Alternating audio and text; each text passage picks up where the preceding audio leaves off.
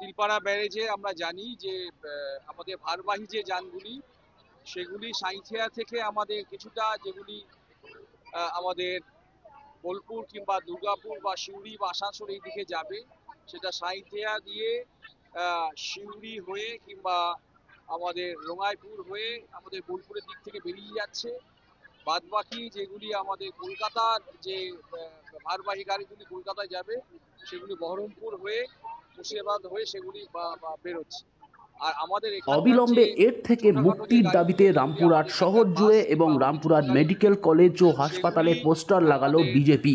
কি বলছে শুনুন বিজেপি। আমাদের যে শেওড়াকুড়ি আছে, সিউড়ি বাউন্ড ভেহিকেলগুলো শেওড়াকুড়ি হয়ে আমাদের রানীশ্বর হয়ে আমজোড়া হয়ে লম্বদরপুর হয়ে ঢুকছে এবং বেরোনোর সময়ও কিন্তু রিভার্স ওয়েতে লম্বদরপুর হয়ে আমাদের আমজোড়া হয়ে ব্রিজ হয়ে রানীশ্বরে গিয়ে আবার শেওড়াকুড়িতে রামপুরহাটের দিকে যাচ্ছে। দেখা যাচ্ছে যানজটের সৃষ্টি হচ্ছে।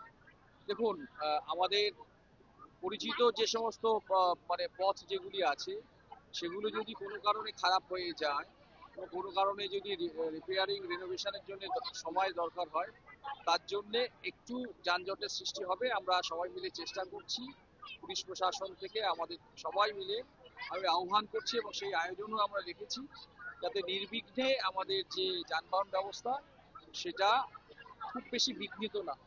আগামীকাল কি যারা পরিদর্শন আজকে থেকেই আমরা গতকাল থেকেই আমরা সেখানে এখানকার মেরামতির জন্য যা কিছু কাজ এবং যা কিছু আয়োজন সেটাকে আমরা মোবিলাইজ করেছি।